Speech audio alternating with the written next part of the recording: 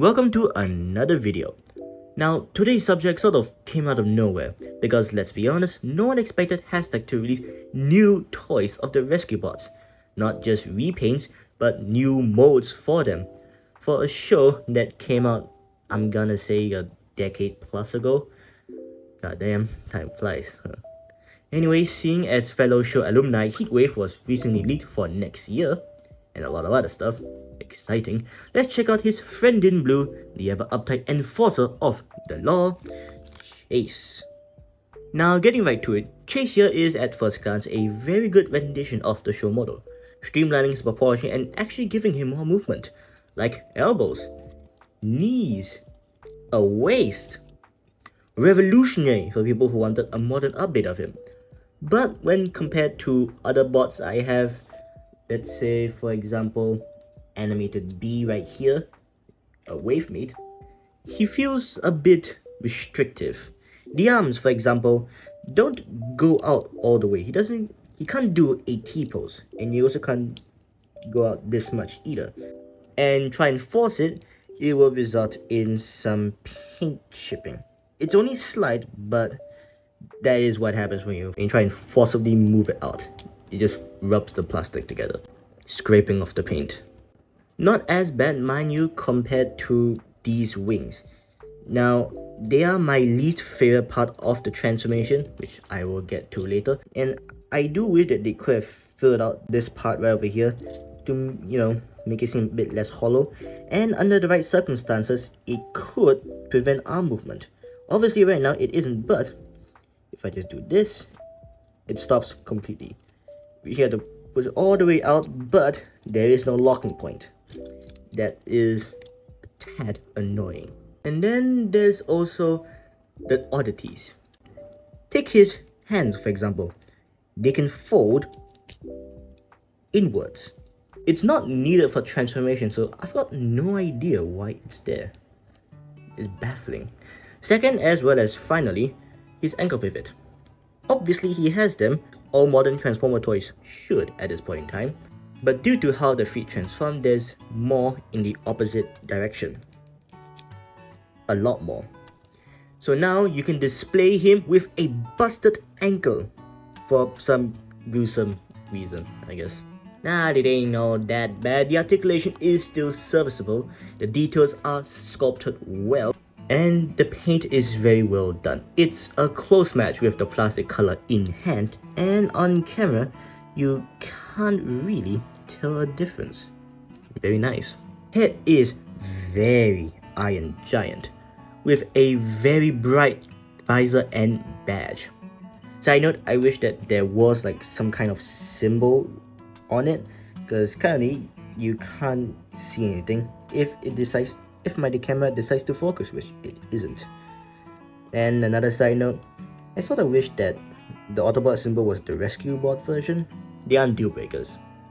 And the legs are simply amazing, with my favorite detail being the headlights appearing in front. His entire legs just has a really neat conversion. It's my favorite part of it.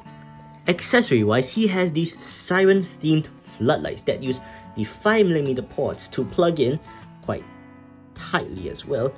You can see right here, and there you go. Very nice. As well as a Energizer or Energon claw, could be the one, that can double up as either a hook if we remove one of it or remove both, and you get a double barreled blaster. Now for the latter, the way he has to hold it is very, very unique, to say the least. This gap right over here isn't just to save space, it's to allow him to slide it onto his fist, with this gap right over here giving just enough space for the 5mm port. Very nice. And now he can shoot criminals, I guess. He can't actually make use of this 5mm port due to the door panel and the way that this has been designed. It just doesn't work. But hey, this is still good. But enough with the robot, and let's talk about the car mode.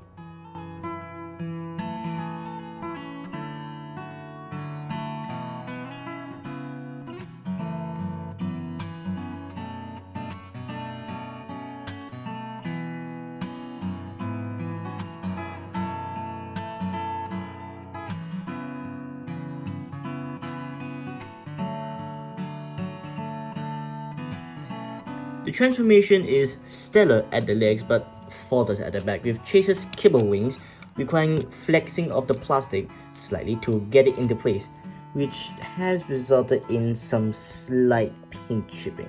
It is very minute, but it's a shame that that still has to happen. It's a stark contrast to the smooth folding the legs do, but the end result is, well, personal opinion, perfect.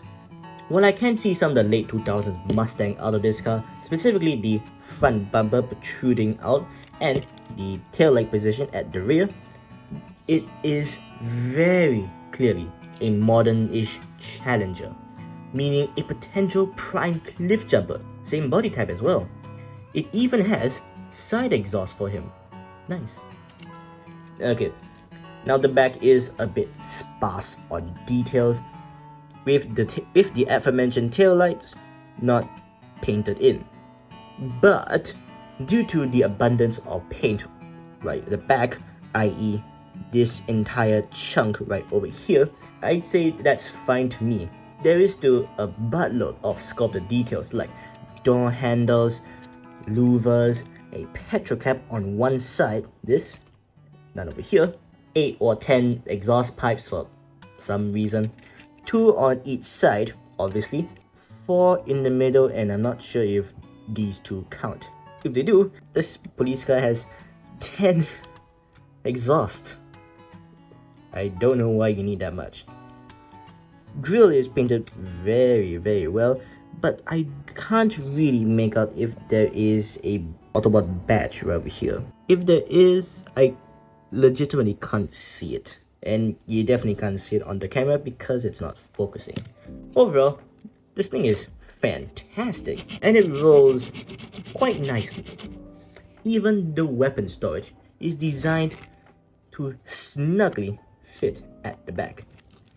It is weirdly satisfying because the whole is sculpted at an angle, and you can see there's a bit of an angle right over here. Just slide it in and there you go. It's really nice to do, which is something that I don't really say for, you know, plugging a weapon on a car.